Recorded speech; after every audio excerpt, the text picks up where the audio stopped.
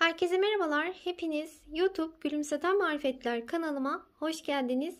Öncelikle nasılsınız? İyi misiniz? İnşallah hepiniz çok iyisinizdir. Dilerim her zaman istediğiniz örgüleri kolaylıkla örebilirsiniz.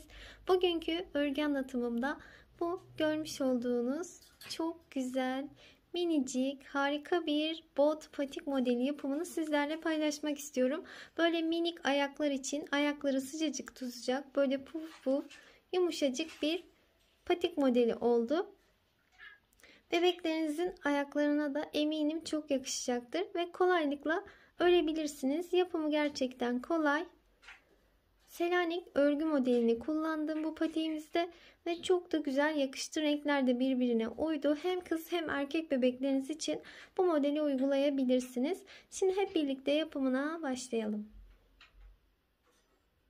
Evet, patiğim için gerekli malzemelerim: 2 renk patiklik ip kullandım. Sizler bebe yünü de kullanabilirsiniz. İğnem var 1 adet ve 3 mm şişlerim var ve iplerimi kesmek için de makasım var. Öncelikle mavi rengimle örgüme başlıyorum. İpimi ben boynuma takarak örüyorum. Sizler nasıl örüyorsanız o şekilde başlayabilirsiniz. Patiğime 50 ilmek atarak başlayacağım. Patiğim 0 aydan 1 yaşa kadar olur. Daha da küçük yapmak isterseniz 2 ilmek eksik yapabilirsiniz. Büyütmek için ise 2 ilmek 4 ilmek fazlalaştırarak örebilirsiniz. Şimdi ilmek atarak başlayalım. İlmeklerimi bu şekilde atıyorum. Sizler nasıl atıyorsanız, nasıl biliyorsanız o şekilde yapabilirsiniz. Fakat ilmek atarken ilk sırada böyle sıkı sıkı atmayalım ilmekleri. Böyle gevşek olsun. İlmekler arasındaki şu esneme payını görelim. Çok sıkı ilmek atıyorum ben, gevşek atamıyorum diyorsanız şöyle 2 şişi birleştirerek 2 şiş üzerine ilmek atarak başlayabilirsiniz. Şimdi 50 tane ilmeği atalım. 50 tane ilmeği bu şekilde şişime attım. Başlangıç ipim bu tarafta. Burayı örgünün arka yüzü kabul ediyoruz. Burası örgünün arka yüzü. Şimdi ilk ilmeği her zaman ben örmeden diğer şişime alıyorum. Diğerlerini örüyorum. Ters olarak örüyorum. Bu şekilde. Son bir ilmeğe kadar ters olarak örelim. Son ilmeğime geldim. Son ilmeğimi de her zaman düz örüyorum. Kenarlarım daha düzgün ortaya çıkıyor bu şekilde. Düz olarak örelim. Şöyle.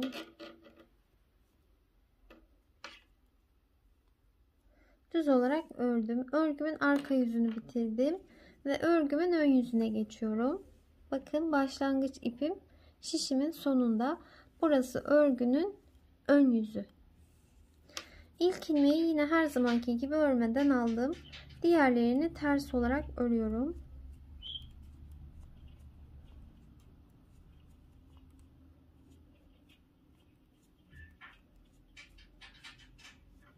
Bakın, bir diş haroşa sırasını oluşturdum. Bu şekilde ben ilmekleri örgünün arka yüzünde ve ön yüzünde ters olarak örüyorum ve haroşa sıralarını bu şekilde oluşturuyorum. Toplamda 10 diş haroşa sırası örelim. Evet, bakın böyle sıralarımı tamamladım. Toplam 50 ilmeğimle 10 diş haroşa sırası ördüm. Burası örgümün ön yüzü. 1, 2, 3, 4, 5, 6, 7, 8, 9, 10. 10 diş haroşa sırasını ördük. Daha büyük ayak numaraları için yaparken bu sıra sayısını 1-2 sıra fazla yapabilirsiniz. Şimdi örgünün ön yüzündeyken ilmek sayımızı 3'e böleceğiz. 8 tane şöyle ortada ilmek bırakacağız. 21 bu tarafta, 21 bu tarafta ilmek bırakacağız. Ve patiğimizin bakın şu kısmını örmeye başlayacağız.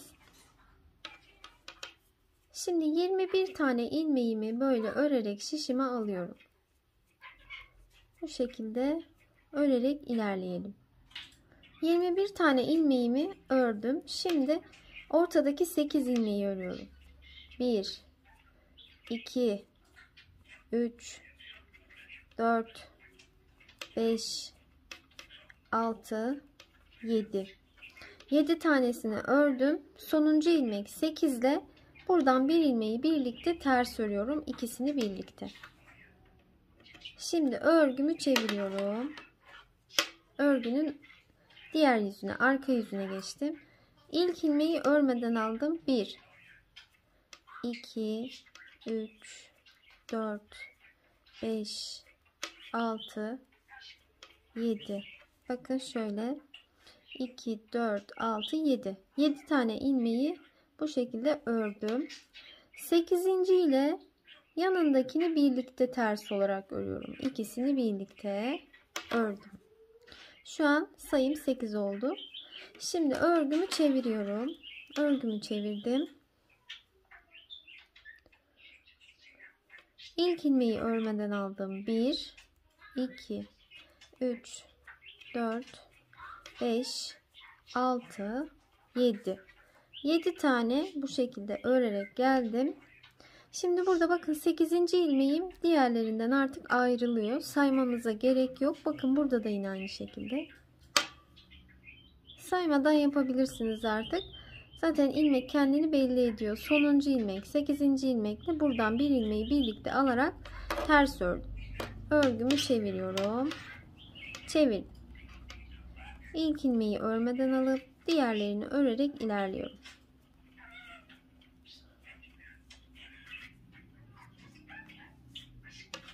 Yine bakın 8. ilmeğe geldim. Diğerlerinden kendini ayırıyor. Bununla buradan bir ilmeğin yanına katarak ikisini ters olarak ördüm. Örgümü çevirdim. Aynı şekilde örmeye devam edeceğiz. Sonlara geldiğimizde sonuncuyla buradan bir ilmeği, yine aynı şekilde sonuncuyla buradan bir ilmeği alarak birlikte öreceğiz. Bu şekilde örerek devam edelim. Bu taraftaki ve şu taraftaki ilmeklerimiz azalarak ilerleyecek. Ortadaki 8 ilmeğimiz sabit gidecek. Bu kenarda da 13 ilmek kalana kadar ortada da 8 ilmek olacak. Örmeye devam edelim. Aynı şekilde örelim. Evet, bakın bu şekilde tamamladım ben. Böyle ilerledim. Ortada 8. Bakın şu kenarda 2, 4, 6, 8, 10, 13. Aynı şekilde bu kenarda da 2, 4, 6, 8, 10, 13 tane ilmeğim kaldı. Şu an bu tarafa doğru ilmeklerin tamamını örerek ilerleyeceğim. Bu şekilde örerek gidiyorum. Bakın bu artık sonuncu ilmeği tek örüyorum. Şimdi buradan direkt buraya geçince şu arada bir deliklik kısım oluşuyor. Güzel bir görüntü olmuyor. Bu yüzden şuradan bir ilmek çıkartıyorum ben. Çıkarttığım ilmekle şu ilmeği birlikte ördüğümde burada böyle delikli bir kısım oluşmuyor. Ne artma ne eksiltme, hiçbir şey olmuyor. Çıkardığım ilmekle diğer ilmeğin ikisini birlikte ördüm. İlmek sayım aynı kaldı. Şimdi sırayı tamamlıyorum.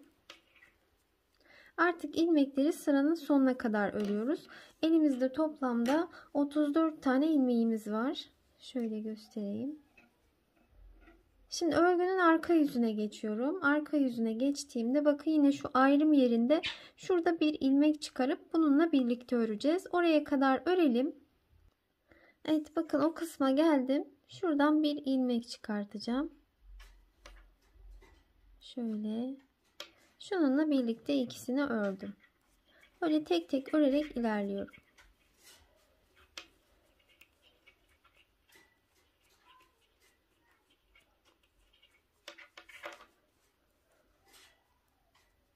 Sıramı tamamladım. Artık ilmeklerin tamamını örüyoruz örgümüzde. Bakın şu şekilde. Şimdi ilmeklerin tamamını yine ters olarak örelim. Şimdi böyle örgümü tamamladım. Örgünün ön yüzündeyim. Arka yüzüne geçtiğimde şu pembe rengimi alıyorum ve pembe rengimi ipime bağlıyorum. Böyle bağladım. Şimdi pembe rengime geçiş yapıyorum. Örgümün arka yüzündeyim. İlmeklerin tamamını ters olarak örelim. İlk ilmeği de renk geçişlerinde ters olarak örelim. Böyle örgünün arka yüzündeyim ve pembe rengime geçiş yapıyorum bu şekilde. Evet, örgünün ön yüzüne geldim. Pembe rengime geçiş yaptım. Şimdi burada bakın şu Selanik örgü modelinin kurulumunu yapacağız.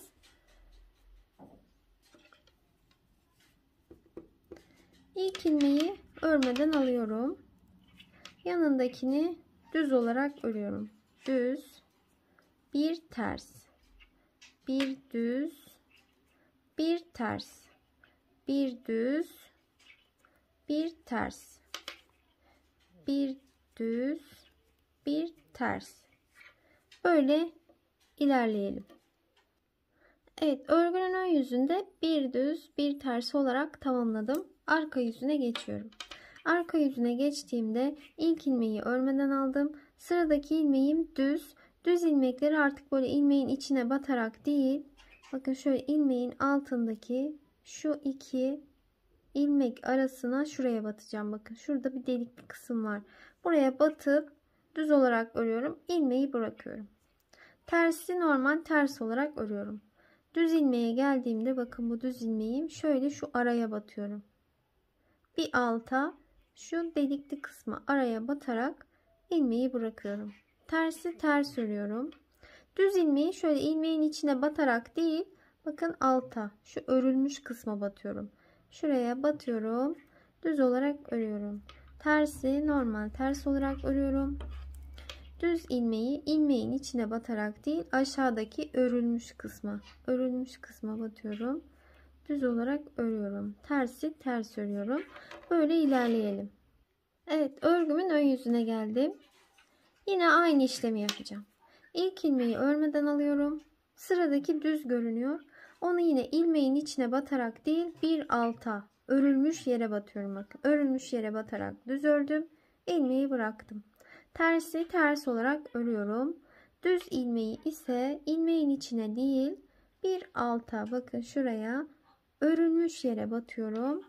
Düz olarak örüyorum. İlmeği bırakıyorum. Tersi ters, düz ilmeği bir alta şu örülmüş kısma batarak düz örüyorum. İlmeği bırakıyorum. Tersi ters örüyorum. Bu şekilde öreceğiz ve böyle kabarık bir örgü modeli oluşacak. Selanik örgü modeli. İlmekleri bu şekilde tersleri ters olarak normal örelim. Düzleri ise bir alttan batarak örelim. Bu işlemi örgünün ön yüzünde de arka yüzünde de aynı şekilde yapıyoruz. Bakın şu şekilde kabarık motifli kısmı oluşturacağız. Böyle örerek ilerleyelim. Evet, bakın bu şekilde sıraları tamamladım. Bu aralığı istediğiniz uzunlukta örebilirsiniz. Ben şöyle bakın şu kısımları saydığımda 1, 2, 3, 4 tane oluyor. Bunu istediğiniz uzunlukta örmesi size kalmış. Onun uzunluğunu siz kendinize göre de ayarlayabilirsiniz. Bu şekilde bakın şu kabarık kısımları sayıyorum. 1, 2, 3, 4. Sonrasında 3 diş haroşa sırası mavi rengimle öreceğim. Şimdi örgünün ön yüzünü ördükten sonra arka yüzüne geçiyorum. Mavi ipimi zaten koparmamıştım. İplerimi koparmadan ilerledim. Şöyle örmeye başlıyorum. Renk geçişlerinde de ilk ilmeği örüyorum ben. Böyle ilmekleri ters olarak örüyorum hepsini. Örgünün arka yüzündeyim. Renk geçişi yapıyorum. Bakın şu aradaki ipi çok sıkı bırakmayalım. Bakın böyle gevşek olsun. Böyle örerek ilerleyelim. İlmeklerin tamamını ters olarak örelim. Örgümün ön yüzüne geldim bakın. Şimdi mavi rengimle dediğim gibi 3 diş haroşa sırası öreceğim. Haroşa sıralarını nasıl oluşturuyorduk? İlmekleri örgünün ön yüzünde ve arka yüzünde ters olarak örüyorduk. Ve bu şekilde bakın böyle haroşa sırasını oluşturuyoruz. 3 diş haroşa sırası örelim. Üçüncüyü ön yüzünden ördükten sonra örgünün arka yüzünde yine pembe renge geçelim. Pembe rengimizde de bakın şu modeli tekrar kuralım. Selanik örgü modelimizi. Selanik örgü modelimizi ördükten sonra mavi rengimizde bir diş haroşa sırası örelim ve şurada delikli kısımlar var. Onları birlikte örelim. Şimdi sıraları tamamlayalım. Evet, bakın bu şekilde sıralarımı tamamladım. Gerçekten pembe ve mavi renkte birbirlerine çok yakıştı. Model de çok güzel. Böyle yumuşacık Selanik örgü modeli, puf puf, görüntüsü de çok güzel. Şimdi sırayı tamamladım. Ne yaptım? En son mavi rengimdeydim. 3 diş haroşa sırası ördüm. Sonra pembe rengime geçerek yine Selanik örgü modelini uyguladım. Yine bakın 1, 2, 3, 4 tane şu kabarıklı kısımları saydım. Bunun uzunluğunda ördüm. Sonra mavi rengime geçerek bir diş haroşa sırası ördüm. Şimdi örgümün ön yüzündeyim. Bağcık kısmını oluşturacağım. İlk ilmeği örmeden aldım. Yanındakini ters olarak ördüm. Bakın böyle ipimi bir doladım. 2 ilmeği birlikte ters ördüm. Bir doladım. 2 ilmeği birlikte ters ördüm. Bir doladım. 2 ilmeği birlikte ters ördüm. Bir doladım. 2 ilmeği birlikte ters örüyorum. Bir doluyorum. 2 ilmeği birlikte ters örüyorum. Böyle bir doluyorum. 2 ilmeği birlikte ters örüyorum. Böyle devam edelim. Sırayı tamamladım. Yine sayalım. İlmek eksilme artma olmasın. Yine 34 tane ilmeğimiz olacak. En sonda bakın bir ters bir düzüm var. Arka yüzüne geçiyorum. Arka yüzde ilmeklerin tamamını ters olarak örelim. Böyle doladığım ilmekler de dahil. Bakın şöyle. Sırayı tamamlayalım. Örgümün ön yüzüne geçtim. Bakın bağcık geçireceğimiz delikli kısımları oluşturmuş oldum. Şimdi bir sıra örgünün ön yüzüne ters olarak örelim. Örgünün arka yüzünde de yine ters olarak örüp örgümüzün ön yüzüne gelelim. Yani bir diş haroşa sırası örelim. Bakın bir diş haroşa sırası ördüm. Örgümün ön yüzüne geldim. İlmeklerin tamamını kapatacağım şimdi. 2 ilmeğin ikisini birlikte ters olarak örüyorum. Kalan ilmeği diğer şişe aldım. 2 ilmeğin ikisini birlikte ters ördüm. Kalan ilmeği diğer şişe aldım. Böyle 2 birlikte ters olarak örelim. Son bir ilmek kalana kadar gidelim. Son bir ilmeğim kaldı. İpimi şöyle uzunca kesiyorum. Dikmek için kullanacağım. Şöyle ilmeğimi de çekiyorum. Şöyle sıkıştıralım. Örgümüzü tamamlamış olduk. Bakın bu şekilde. Şöyle ikiye katlayıp tersinden dikeceğiz ve patiğimizi bitirmiş olacağız. Evet bakın böyle iğneme ipimi geçirdim. Patiğimi tersini çeviriyorum. Tersinden dikeceğiz. Şöyle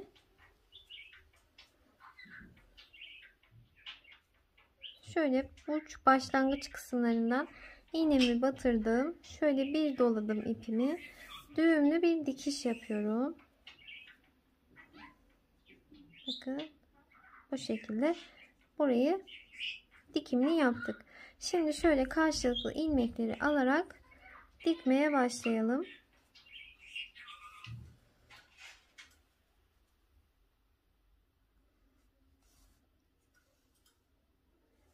Bakın böyle şöyle ilmekleri karşılıklı alarak dikeceğiz. Şöyle şu kısımda daha net görünüyor. Bakın böyle. Şu şekilde dikerek ilerleyelim. Bu alt kısma geldiğimizde burası da böyle bakın. Bir ilmek buradan karşısına denk geleni bakın bu şekilde. Şöyle alarak dikelim. Patiğimin dikimini bitirdim. Şimdi düz tarafında çeviriyorum.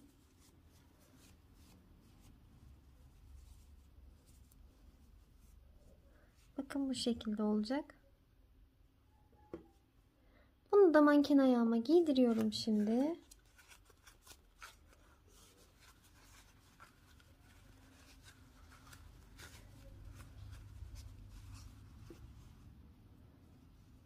Bakın bu şekilde. Gerçekten çok güzel oluyor.